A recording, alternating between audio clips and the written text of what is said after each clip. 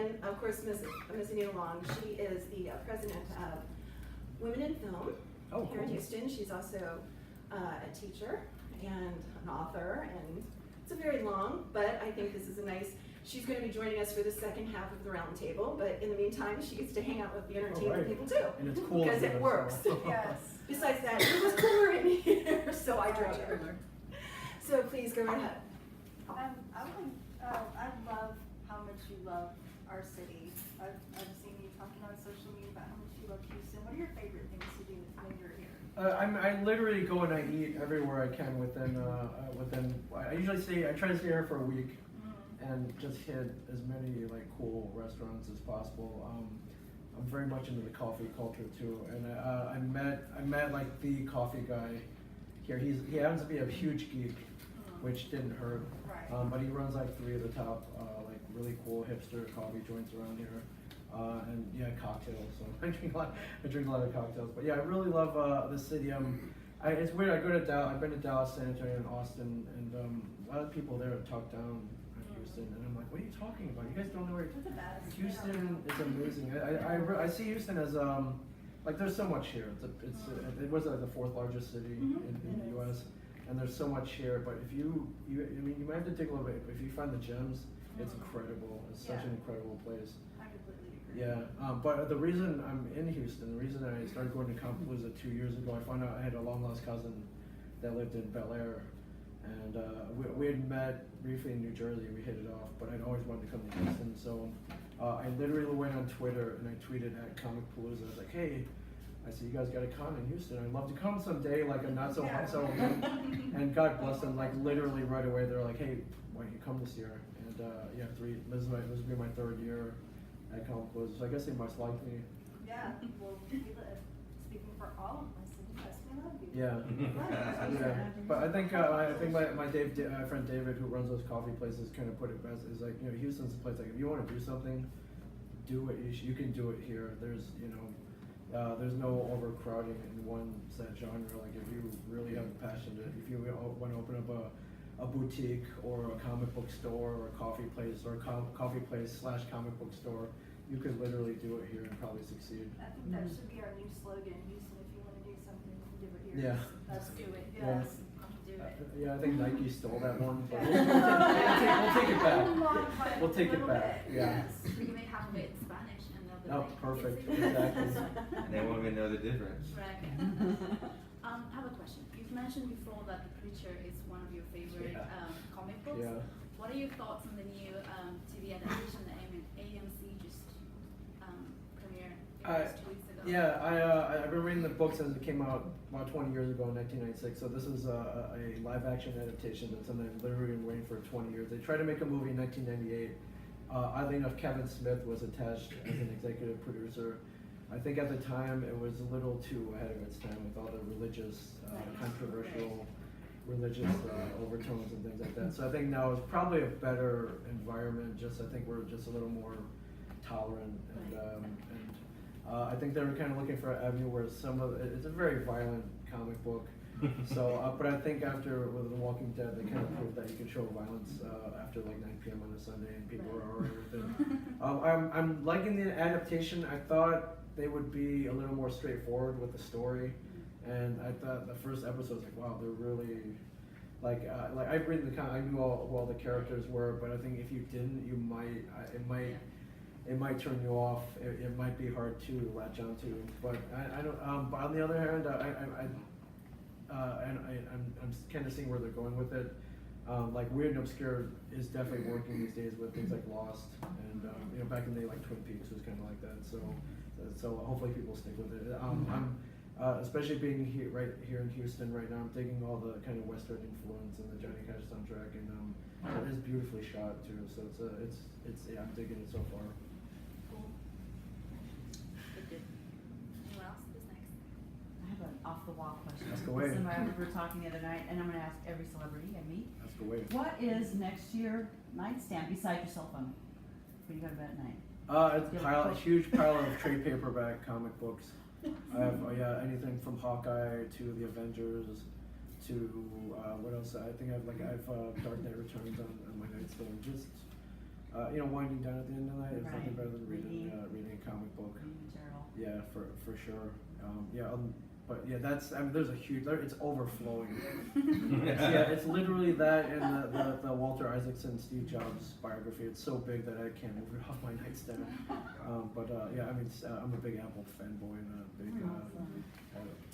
big fan of Steve Jobs. So those are, but definitely comic Comic books. books on Like there. literally falling on the floor, overflowing. And the other thing on there is something AMC, I don't know why or where they created it, but they made these complement the nightstand tables. There's like our cartoon imagery on the nightshade, and they had them out for a press event or something. They had like 4 of them, and like each one of us were like, "Well, we're taking these. Definitely take them." So yeah, those were pretty cool. Oh, neat. Yeah. Oh, cool. And I live in Bel Air, so you have a cousin in Bel Air. Yes. So, and it's so funny, when you found out about your long lost cousin, Yeah. I mean, how did that happen?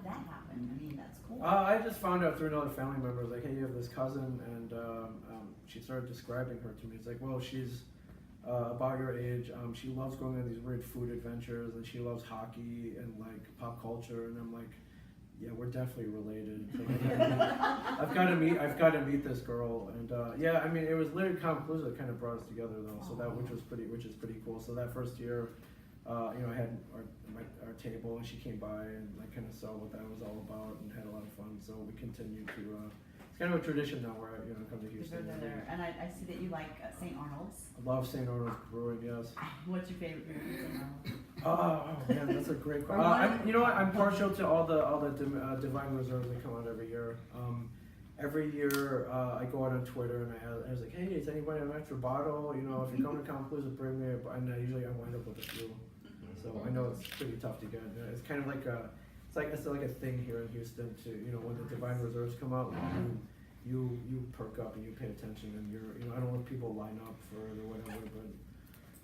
There's so many breweries here in Houston. I mean, that's one of the top ones. I love Carbog. I love Eighth Wonder. I know there's some other ones, but and if I'm in the Midwest, I see Shiner. Like, just get a little taste of Texas. Pick up the Shiner. Yeah, and I can't remember who does it. The Rock. Eighth Wonder does one called Rocket Fuel with coffee in it, which combines 2 of my loves. So. Well, next time also, what is it? More cowbell. What's his name? Buffalo Bayou Brewing. Rosal has one. Yeah, you have to go to Buffalo Bayou. Okay. Yeah.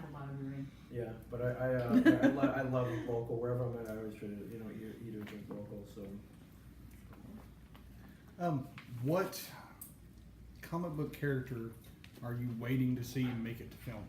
I am Hawkeye, of course, has been in the Avengers, but the comic book Hawkeye is way different right now. He's just kind of like a regular guy. The comic book now is they kind of relaunched it about 2 years ago, and it's written by a comic book writer named Matt Fraction. And the tagline is, "This is Hawkeye. He's an Avenger. This is what he's doing when he's not part of the Avengers." And he's just a regular kind of screw-up guy. He's got a dog that loves pizza, and he's trying to save his apartment building from the Russian mafia. And he's hanging out with the Kate Bishop Hawkeye, which I think is even cooler, so that they're always at each other's throats. And that's a version of Hawkeye that I want to see on the big screen. I didn't really love I think Jeremy Renner's great, and I think him doing all the action scenes are great. But the last movie where they had him with this hidden family somewhere, I totally disagreed with, simply for the fact that if you're part of a super group fighting the world's, or the universe's mightiest villains, they're gonna go after your family first. Like, you probably shouldn't have any attachments like that, because that's your biggest weakness is, I'm not saying like don't fall in love or anything, but you kind of have to, you have to be kind of like a Jedi about it and although it didn't work out for the Jedis either, so it's tough to fight emotions, I realize, but I thought that was an odd decision by Joss Whedon to have him with this hidden family on some farm somewhere, because that's where they're going to come after. But the comic book Hawkeye, if they put them in a movie version, I'd be very happy. If you had a superpower, what would that be? For a guy like me, I think I'm going to 26 conventions this year. Teleportation would be pretty amazing. I mean, dealing with like airlines and TSA and all that is kind of a pain in the butt, and airline delays and canceled flights and stuff. I've been fairly lucky actually, but it's still a pain in the butt. Teleportation would be Useful, would be right. pretty amazing, and that means I could come to Houston whenever I wanted. Right. Yeah. Just come here, eat, and then go back. Yeah, pretty much. Yeah. Have a cup of coffee. Yeah, like literally, I think I would do that. Like I've traveled great distances for like a taco. So yeah. Taco Tuesday. As a bucket lister, I like to always ask people, what's the number one thing on your bucket list? Like ever?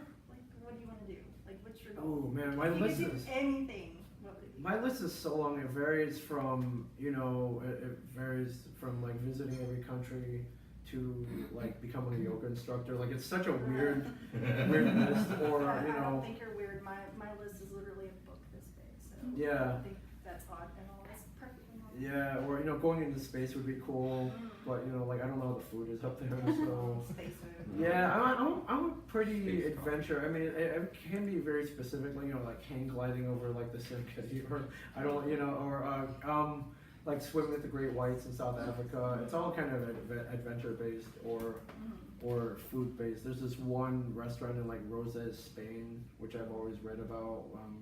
Like they only give out like 400 reservations like a year, and yeah, that's something like that is pretty awesome. Yeah.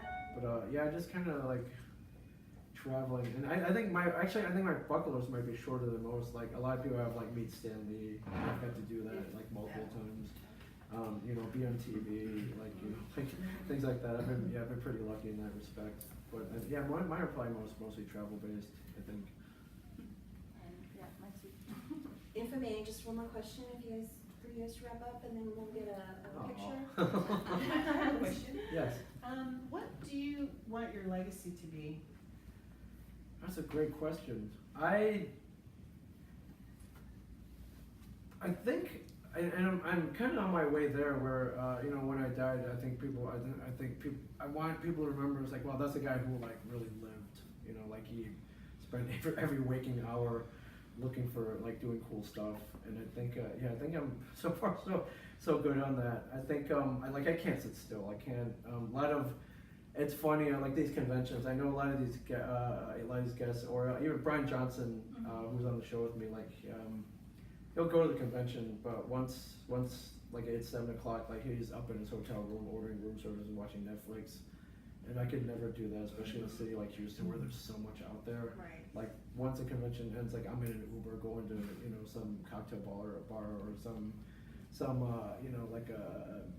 restaurant where I heard they had awesome steaks. But I was trying to inspire other people, like people out there, like come on, let's get out, let's go out. There's a 24-hour donut shop. Let's go at 3 in the morning. You and I said be friends. Yeah, I literally just kind of inspire people to live.